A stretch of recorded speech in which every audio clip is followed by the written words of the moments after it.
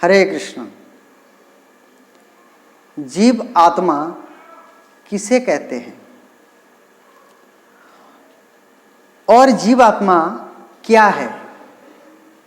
बहुत से लोग इस चीजों को नहीं समझ पाते हैं। जीव आत्मा जो है ये भगवान के अंश है। भगवान जो परमात्मा है, हम उनके अंश हैं।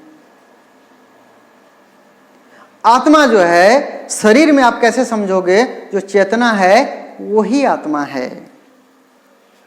आत्मा का आकार क्या है? कोई कह सकता है आत्मा तो दिखते नहीं है। आत्मा का आकार क्या है? वास्तव में आत्मा के जो आकार है बहुत सूक्ष्म से सूक्ष्म है। इसको आप माइक्रोस्कोप में भी नहीं देख सकते, लेकिन शास्त्रों में आप जो वर्णन है उसे समझ सकते हैं।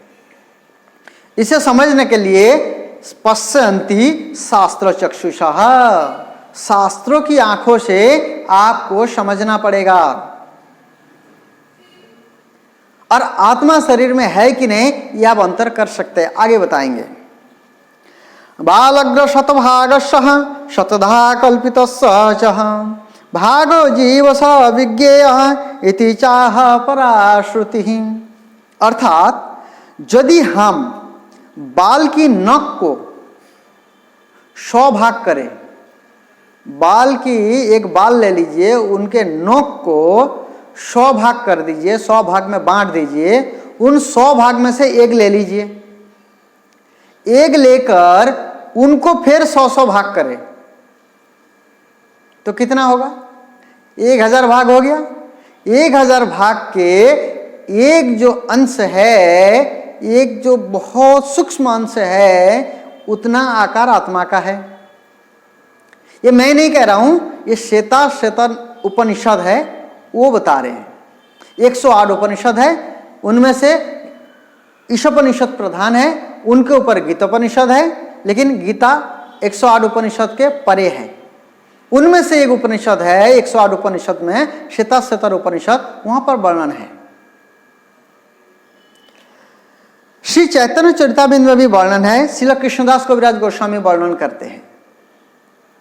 केशाग्र शतभागस्य शतं सदृशात्मकः जीव सूक्ष्म स्वरूपोऽयं संख्यातीत हि चित्कणः।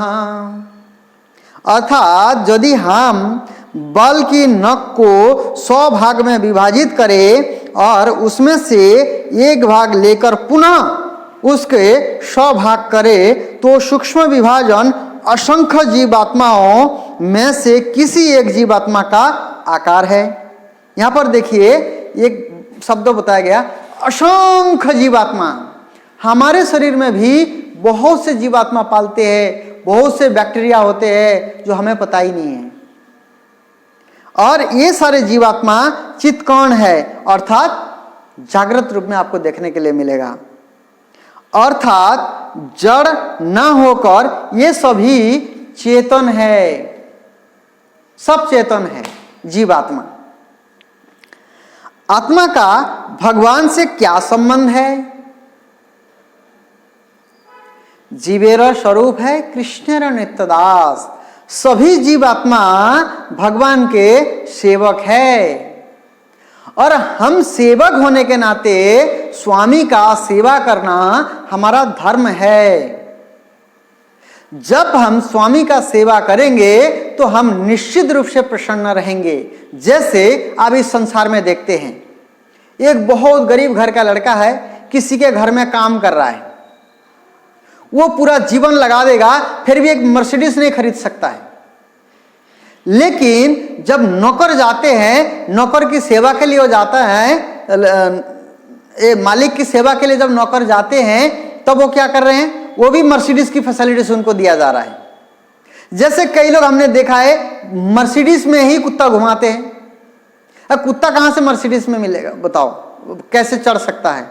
लेकिन वो अपना मालिक की सेवा कर रहे हैं, इसलिए जो है उसको भी फैसिलिटीज दिया जा रहा है। तो इसलिए हमें परम आनंद चाहिए तो परम आनंदमय, जो परम घन आनंदमय है भगवान, उनकी सेवा में जुड़ना पड़ेगा। वेणुम कलंतम अरविंद दलायताक्षम बर्हावतम समशितम बुध सुंदर अंगम कंदर्प कोटि कमनीय विशेष शोभम गोविंदम आदि पुरुषम तमहम भजामि। सबसे आनंद में कौन है इस संसार में? तो सबके मुंह में 12-13 बजे होते हैं, ज्यादातर सब दुखी है, लेकिन भगवान परम सुखी है, इसलिए वो चैन से बांसुरी बजाते हैं। बांसुरी वो बजा सकते हैं जो परम आनंद में रहते हैं। जो भगवान, ऐसे आनंद घन भगवान के श्री चरणों की सेवा करने से जीवात्मा भी परम आनंदमय बन सकता है, परम आनंद में रह सकता है। आत्मा का संबंध एक दूसरे से क्या है? ठीक है, हम भगवान के साथ समझ गए, हम परमात्मा भगवान है, हम आत्मा है, आत्मा परमात्मा का तो हम जान गए, लेकिन एक दूसरे से संबंध क्या है? अब देखिए, एक पिता के 5 पुत्र होते हैं, तो सबका संबंध क्या हुआ? भाई भाई हुए। तो ये हमारा सब स्पिरिचुअल भाई है, हम सब लोग, इसलिए कहते हैं वासुदेव कुटुंबकम। हम सब भगवान श्री कृष्ण के सब रिश्तेदार है, सब बेटे हैं, सब उनके घर वाला है। लेकिन भगवान को तभी दुख होती है जब हम एक भाई एक दूसरे को मार के खा जाते हैं। कोई मुर्गा खा रहे, कोई कुछ खा रहे, कोई कुछ खा रहे, एक दूसरे को मार के खा जाते हैं, तब भगवान को बहुत कष्ट होते हैं। इसलिए आप लोगों से विनती है, जीव हत्या ना करे। वो भी हमारे जैसे आत्मा है, वो हमारे जैसे भगवान का अंश है, उनको भी अपने कर्मों के हिसाब से शरीर दिया गया। उनके कर्मों के चक्र को ना रोकिए, उनको भी जीने दे, जिए और जीने दे। इसलिए देखिए, कोई जीव जो है पशु हत्या अननेसेसरी नहीं करता है, लेकिन मनुष्य एक जीव है जो अपने इंद्र तृप्ति के लिए, जबकि उनका अधिकार नहीं है, फिर भी वो मार के खा जाते हैं। भगवान हमारे लिए छोटा छोटा दांत बनाए हैं, साग सब्जियां खाने के लिए, फल फ्रूट्स खाने के लिए, मांस खाने के लिए नहीं है। इसलिए वो हमारा भाई है, वो जीव आत्मा है, भगवान का संतान है, भगवान के अंश है। इसे छोड़ दें, इसे ना हत्या करें। आत्मा का लक्षण क्या है? देखिए, आत्मा शरीर में है कि नहीं, आप ये समझ सकते हैं। जैसे कोई व्यक्ति बोलता है, कोई बच्चा बोलता है पापा चले गए, पापा चले गए, रो रहा है, लेकिन पापा कहाँ चला गया? वही शरीर है, वही आंख है, वही नाक है, वही कान है, सब कुछ वही है, लेकिन ऐसे क्या चीज है जो चला गया, वहां से निकल गया और वो शरीर कार्य नहीं कर पा रहा है। कुछ समय के बाद ये शरीर धीरे धीरे सड़ने लगते हैं। वही जो कार्य करता है, वो जो चेतना है, यही आत्मा को आप समझ सकते हैं। आत्मा उपस्थित है तभी शरीर का कोई मूल्य है, नहीं तो कोई मूल्य नहीं है। आत्मा का कार्य क्या है? आत्मा का एक ही कार्य है, परमात्मा की सेवा करना, लेकिन हम नहीं करते हैं। लेकिन हमें ये करना पड़ेगा। जब तक हम भगवान के साथ जुड़ेंगे नहीं, तब तक हम कष्ट में रहेंगे, तब तक हमारा कोई महत्व नहीं होगा। जैसे कोई एक मशीन या कोई एक सामान घर में लाते हैं, उसमें बहुत सारे पेच होते हैं, बहुत से पार्ट्स होते हैं। जब वो मशीन से अलग कर दिया जाता है, उसका कोई मतलब नहीं होता है, उसका कोई महत्व नहीं होता है, उसको लात मार के भी फेंक देते हैं, होता है ना। लेकिन कोई जो पार्ट्स है, कोई बोल्ट भी है, जब मशीन में लग जाता है, उसको पूरा मशीन ही कहा जाता है, उसका महत्व बढ़ जाता है। इसी प्रकार भगवान के साथ हमारा ऐसा संबंध है, जब हम उनके सेवा में जुड़ जाते हैं तो हमारा भी महत्व बढ़ जाता है। आत्मा को कितने प्रकार के शरीर लेना पड़ता है? ये जो आपको दिख रहा है, ये पंच तत्व में बनाया हुआ जो शरीर है, ये खम मन बुद्धि रेव च, इसमें भूमिर आप अनल वायु खम मन बुद्धि रेव च, ये 8 चीजों से बना है ये भौतिक शरीर। जो ये जब छोड़ देते हैं आत्मा, ये शरीर फिर से पानी पानी में, अग्नि अग्नि में, वायु वायु में सब मिल जाते हैं। इसलिए बोलते हैं पंचभूत में मिल जाना। तो तो जो ये स्थूल शरीर कहा जाता है इसको, जो हमें दिखता है स्थूल शरीर। इसके बाद जैसे ही आत्मा ये स्थूल शरीर को छोड़ देता है, अपने कर्म के आधार पर उनको एक शरीर दिया जाता है सूक्ष्म शरीर। उसके साथ होते हैं मन, बुद्धि और अहंकार। मन, बुद्धि, अहंकार होते हैं और उस मन, बुद्धि, अहंकार के साथ सूक्ष्म शरीर के साथ आत्मा चले जाते हैं। कहाँ जाते हैं? सबसे पहले तो कोई पुण्य आत्मा है तो वो स्वर्गलोक जाते हैं, कोई पापी आत्मा है वो नरक जाते हैं, कोई भगवान के भक्त है उनको दिव्य शरीर में दिया जाता है और वो भगवान के धाम चले जाते हैं विमान में बैठ करके। इसके बाद जैसे कोई पापी आत्मा है उनको लेके कहाँ जाया जाता है? संजमनीपुरी। जमराज जी जहाँ पे रहते हैं उनका नाम है संजमनीपुरी। उस पुरी पे ले जाया जाता है और उनके कर्म के आधार पर अलग अलग नरक होता है, उनमें अलग अलग दंड के विधान है, वहां पर कर्म का फल भोगना पड़ता है। उस समय एक शरीर दिया जाता है जिसको कहते हैं जातना दायक शरीर। केवल जातना देने के लिए वो शरीर दिया जाता है, इसलिए उनका नाम है जातनादायक शरीर। जैसे क्या होता है, समझ लीजिए आपको कभी बिच्छू काटा है, जैसे बिच्छू काटता है पूरे दिन परेशान रहते हैं, कोई दवाई भी नहीं है उसका। इसी प्रकार एक बिच्छू काटने से हमें जितना दर्द अभी हो रही है इस स्थूल शरीर में, वो जो जातनादायक शरीर में करोड़ों गुना ज्यादा हो जाएगा। एक बिच्छू काटने से जो दर्द है उसको करोड़ों गुना ज्यादा हो जाता है। उसको बहुत कष्ट होता है उस शरीर में, लेकिन शरीर को कष्ट नहीं होता है, होता आत्मा को है। ये 4 प्रकार के शरीर मिलता है, एक स्थूल शरीर, एक सूक्ष्म शरीर, एक जातनादायक शरीर, एक आध्यात्मिक शरीर जो आत्मा स्वयं है। जिस शरीर में, आध्यात्मिक शरीर में खून पसीना मल मूत्र नहीं होते हैं, वो दिव्य होता है, चिन्मय होता है, फुल नॉलेजेबल पर्सन होता है, पास्ट प्रेजेंट फ्यूचर सबको जानने वाले होते हैं। वो कभी बुढ़ापा नहीं आता है उस शरीर में, बीमारी नहीं होते हैं, भूख प्यास नहीं सताते हैं। इस प्रकार के शरीर दिव्य शरीर होता है, वो भगवान के धाम में होते हैं, इस जगत में नहीं होता है।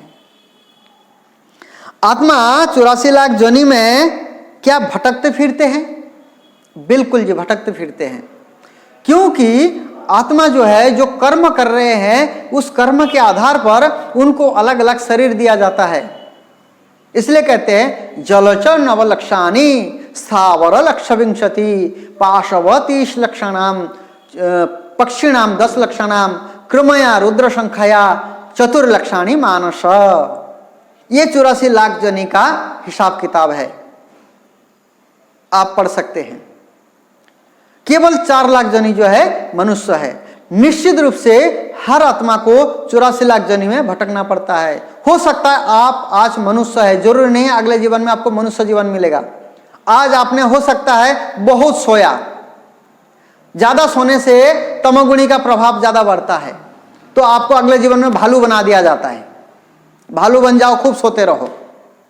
जैसे आपको मांस खाने की प्रवृत्ति है, मांस खा रहे, तो आपको क्या बना दिया जाएगा? अगले जीवन में शेर बना दिया जाएगा या कुत्ता बना दिया जाएगा। जैसे आप नंगापना है, आज बहुत फैशन चल रहा है कम कपड़ा पहनना, अगले जीवन में उनको पेड़ बनना पड़ेगा। जिनको ज्यादा धन में आसक्ति होता है उनको अगले जीवन में सांप बनना पड़ता है। जो बहुत क्रूर स्वभाव के हैं उनको अगले जीवन में बिच्छू जैसे प्राणियों को बनना पड़ता है। इस प्रकार के अलग अलग स्वभाव के अनुसार, कर्म के अनुसार हमें शरीर दिया जाता है। इसलिए 84 में तो भटकना ही पड़ेगा। और 84 के बाद फिर आपको एक मनुष्य जीवन दिया जाता है। ये अनुपम उपहार दिया जाता है, भगवान इसलिए देते हैं कि बेटा अभी इतना सारा दंड भोग के आया है, अभी मेरा भजन कर ले, इस संसार से निकाल के आ जा। लेकिन हम फिर वही करते हैं। क्या करते हैं? आहार निद्रा भय मैथुन। कहाँ खाने के लिए मिलेगा, कहाँ सोने के लिए मिलेगा, कहाँ इंद्र तृप्ति के लिए मिलेगा, कहाँ अपना बचाव करेंगे, बस यही कार्य में लगे रहते। इसके ऊपर हम सोचते ही नहीं हैं। लोग उल्टा हमें ज्ञान दे देते हैं, भाई हम तो गृहस्थ जीवन में हैं, हम तो जाल में फंसे हुए हैं। बहाना बनाना जरूरी है कि निकालना जरूरी है? जब हमें समझ में आ गया जब मैं फंस गया हूं, तो निकालना जरूरी है, निकालना बुद्धिमानी है कि वही फंसे रहना ही बुद्धिमानी है, ये आपको डिसाइड करनी पड़ेगी।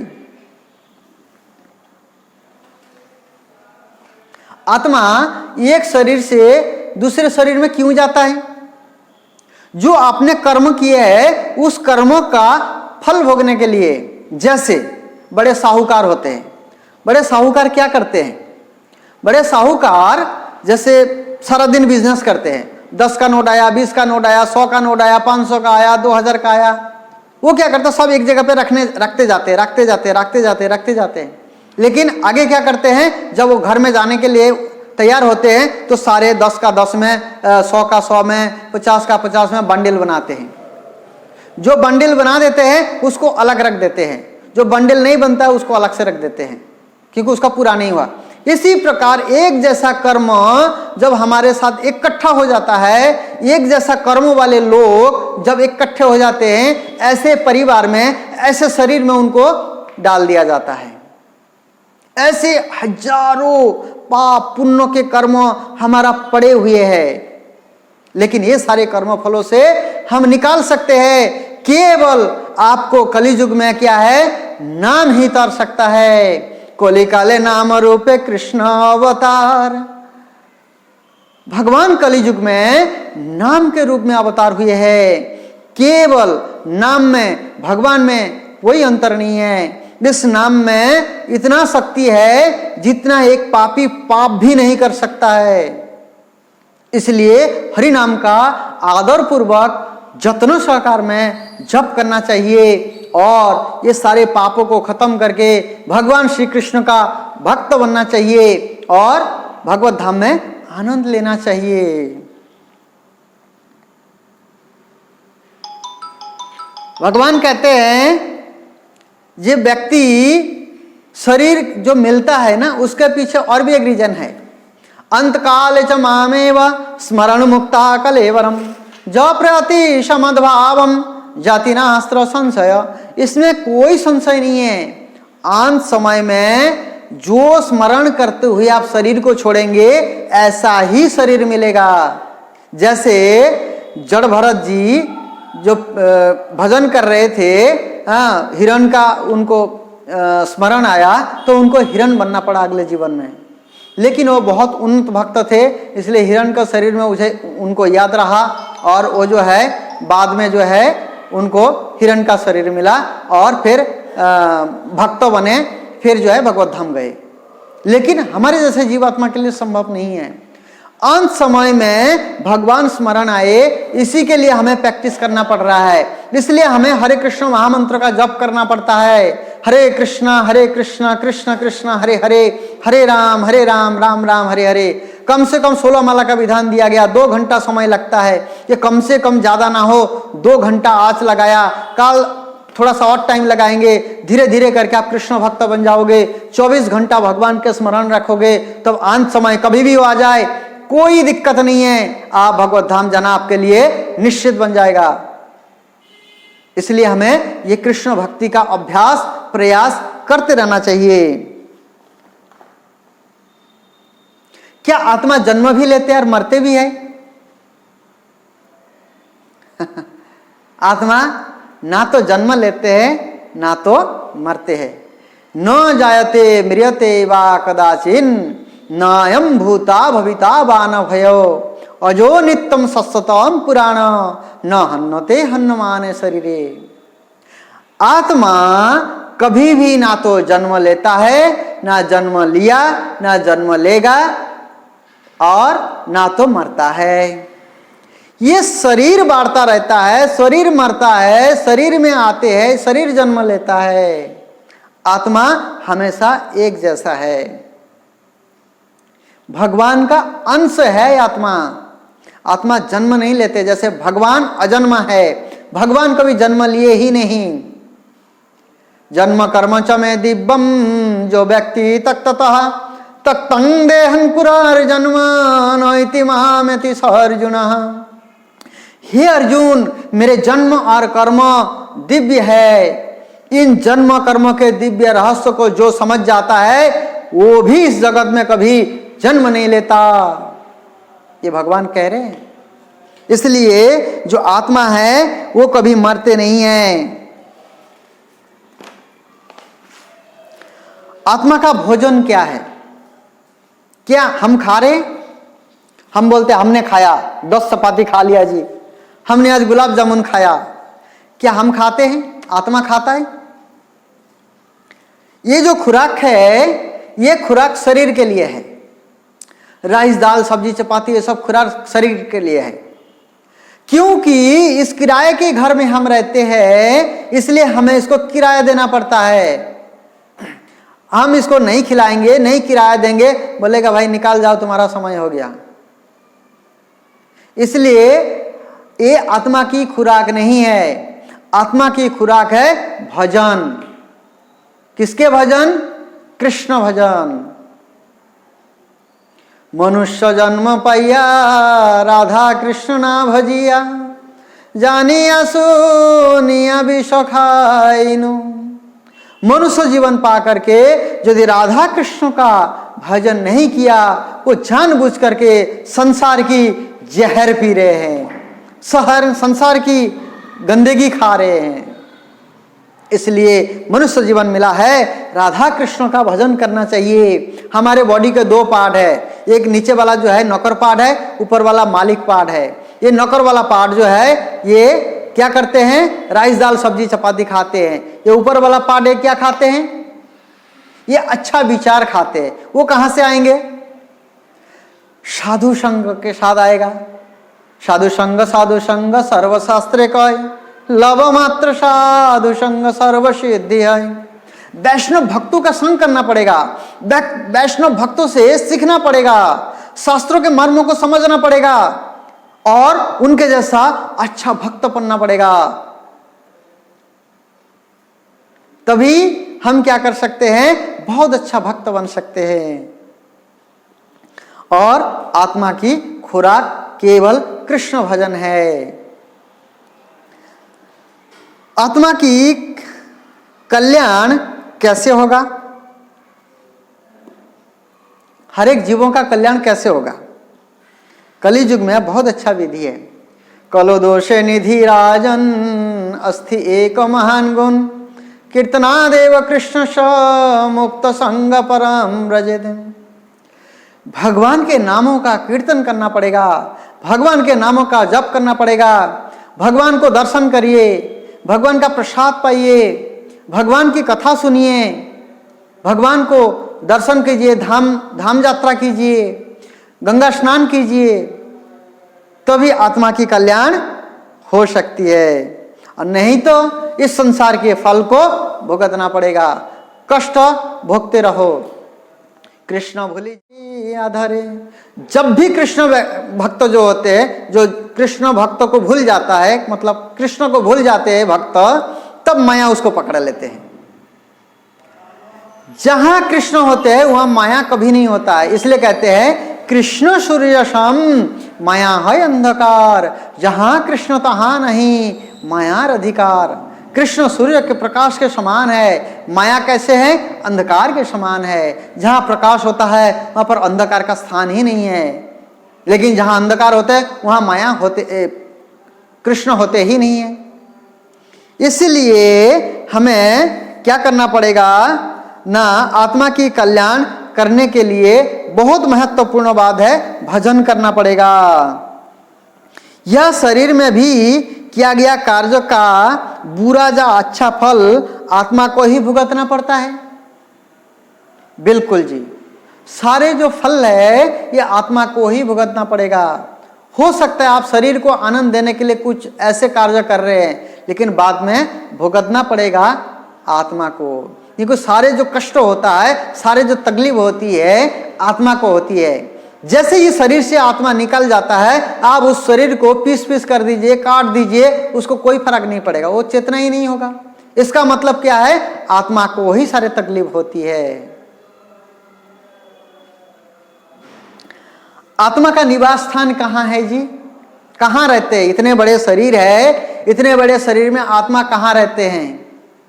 ना तो उत्तर प्रदेश, ना तो मध्य प्रदेश, ये हृदय प्रदेश में रहते हैं। आत्मा कहाँ रहते हैं जी? हृदय प्रदेश में, हृदय में निवास करते हैं आत्मा, और परमात्मा भी हृदय में निवास करते हैं। लेकिन परमात्मा रहते हैं एक साक्षी के रूप में।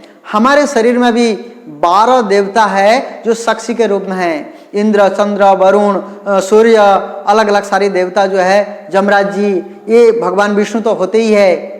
इतने सारे देवता साक्षी है आपके कार्य का। ये मत समझो जी आपके कार्य को कोई समझ नहीं रहे हैं। आपको जब ये शरीर छूट जाएगा, जब वहां पर नरक में ले जाया जाएगा, सारे फ्लैश बैक में लाया जाएगा, देखो तुम्हारा ये कार्य है, ऐसे ऐसे कार्य किया, तुमको ये फल भोगना पड़ेगा, बच नहीं सकते हैं। आत्मा आध्यात्मिक होते हुए भी इस भौतिक संसार के जैसा क्यों बन जाता है? ये बहुत विडंबना की बात है। जबकि आत्मा बिल्कुल आध्यात्मिक है, भगवान का अंश है, लेकिन जैसे ही शरीर में आ जाते हैं वो शरीर के जैसा कार्य करते हैं, देहात्म बुद्धि में कार्य करने लगते हैं, देह को ही आत्मा मान लेता है। कारण क्या है? जैसे बारिश होती है, बारिश जब ऊपर से आते हैं तो बिल्कुल साफ होता है, जैसे ही बारिश धरती को स्पर्श कर देता है तो मटमैला हो जाता है, गंदा हो जाता है। इसी प्रकार ये सूक्ष्म आध्यात्मिक जो आत्मा है, जैसे ये शरीर को धारण कर लेता है वो शरीर जैसा ही कार्य करने लगते हैं। इसलिए भगवान इतने सारे वेद, शास्त्र, उपनिषद सब कुछ देके गए, हम ज्ञान से इनको समझे और शरीर से ऊपर उठकर आत्मा की धरातल पर हम कार्य करें, नहीं तो संसार में चपेटा खाते रहें। एक बार इंद्र को भी श्राप मिला था। भगवान जो बृहस्पति उनके गुरु है, बृहस्पति जी ने इंद्र को श्राप दिया था, तुम सुअर बन जाओ, क्योंकि गुरु आए थे, उनको उठ करके सम्मान नहीं किए थे और नृत्य देख रहे थे अप्सराओं के, तो बोले तू सुअर जैसा हो गया, इसलिए तू सुअर बन जा। जो आ गए सुअर बन गए, बढ़िया। ब्रह्मा जी देखे इंद्र लोग खाली है, इंद्र कहाँ गए? तब पता लगा जो इंद्र तो यहाँ सुअर बना हुआ है। तब भगवान ब्रह्मा आकर के कहते हैं, इंद्र चलो मैं तुम्हें लेने आया हूं। तब इंद्र बोलते हैं, कहाँ जाना है? कौन है? मैं तो यहीं ठीक हूं, क्या मेरा ये सुअर परिवार वहां मिलेगा? तब ब्रह्मा जी सिर पीटते हैं, ये जीव की दुर्दशा कैसे हो जाती है। तब जबरदस्ती ब्रह्मा जी क्या करते हैं, उनको इंद्र को ले आते हैं, फिर सिंहासन में बैठाते हैं। आप सोचिए, जो स्वर्गलोक के तीनों लोगों के राजा, उनका ये हाल है, तो हमारे जैसे जो तुच्छ जीवात्मा है, जो इतने मंद बुद्धि जीवात्मा है, तो हमारा मति कैसे आगे बढ़ेगा। इसलिए वेद, शास्त्र, साधु संघ के साथ रह करके आपको देहात्म बुद्धि से नॉलेज लेकर के उठना पड़ेगा और भगवान के धाम को वापस जाना पड़ेगा, क्योंकि यहाँ हमारा घर नहीं है। हमारा घर भगवान के धाम में ही अपना घर है, वहाँ भी हमारा परिवार है, वहाँ भी रिश्तेदार है, वहाँ सब हमारा इंतजार कर रहा है। लेकिन हम यहाँ पर सब टेम्पोरारी रिश्ते नाते में फंसे हुए हैं, घर बनाने में लगे हुए हैं, ऐसे ही जिंदगी बिता रहे हैं पशुओं की तरह। इसलिए जग जाइए, अभी और समय नहीं है, भजन करो, इस संसार से निकलो और भगवत धाम चलो, जो शाश्वत आनंद है, शाश्वत आध्यात्मिक जगत है। ऐसे आनंदमय जगत में हमें वापस जाना है। सब लोग मिल करके प्रयास करेंगे, सब लोग मिल करके भक्ति करिए, हरि नाम जप करिए, हरे कृष्ण महामंत्र का कीर्तन करिए, तभी संभव है। कली युग में और कोई विधान नहीं है, तब भगवान को पा सकते हैं। आत्मा कब महासुख भोगता है, उसका भगवान बताए हैं। भक्ति मुक्ति सिद्धि कामी सकलिय संत, कृष्ण भक्त निष्काम अतएव शांत। ठीक है, कुछ योग्यता होती है। भगवान बोलते हैं जो मेरा भक्त है वो बिल्कुल निष्काम होता है, उसको कुछ नहीं चाहिए होता है, मिल जाए तो ठीक है, नहीं मिले कोई बात नहीं। भक्ति मुक्ति जो भोग चाहता है, मुक्ति जो मुक्ति चाहता है, सिद्धि जो सिद्धि चाहता है, साधना करना चाहता है। भक्ति मुक्ति सिद्धि कामी, जिनके अंदर बहुत सारे कामनाएं हैं, बहुत सारी इच्छाएं हैं, वो पूरा करना चाहता है। एक इच्छा पूरा नहीं होता है, 10 इच्छा और सामने खड़ी हो जाती है। वो आगे ही चलते जाते इतने दूर चले जाते हैं वो घर से वापस नहीं आ पाते, उससे वापस मुड़ नहीं पाते। तब तक काल रूपी मृत्यु आते हैं और लेके चले जाते हैं। जात सही ध्रुव मृत्यु ध्रुवम जन्म मृत सच। ये ध्रुव मृत्यु जो है निश्चित है, इसलिए जग जाइए, मृत्यु से निकाल जाइए, मृत्यु के रास्ते से निकाल जाइए, जन्म मृत्यु के चक्र से निकालना पड़ेगा। नहीं तो संसार की चपेटा खाते रहिए, बार बार जन्म लेते रहिए, बीमारी बुढ़ापा सब चीजों में संसार में फंसते रहिए। लेकिन जो हरिनाम करेंगे, जो भगवान के भक्त बनेंगे, जो सारे नियम कानूनों को फॉलो करेंगे, सब अच्छा जीवन जिएंगे, अच्छा खाना खाएंगे, हरिनाम करेंगे, संकीर्तन यज्ञ में भाग लेंगे, वो भगवत धाम जाएंगे। और कोई रास्ता नहीं है। हरे कृष्ण। बहुत बहुत धन्यवाद आप सब।